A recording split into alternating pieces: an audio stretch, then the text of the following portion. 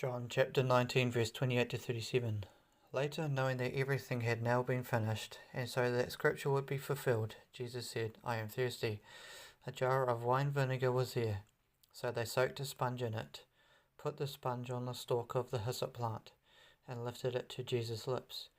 When he had received the drink, Jesus said, It is finished.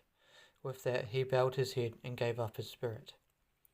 Now it was the day of preparation, and the next day was to be a special Sabbath. Because the Jewish leaders did not want the bodies left on the crosses during the Sabbath, they asked Pilate to have the legs broken and the bodies taken down.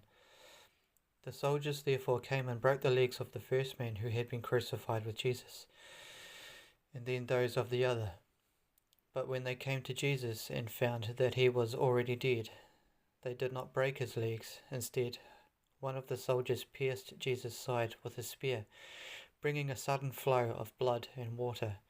The man who saw it has given testimony, and his testimony is true. He knows that he tells the truth, and he testifies so that you also may believe.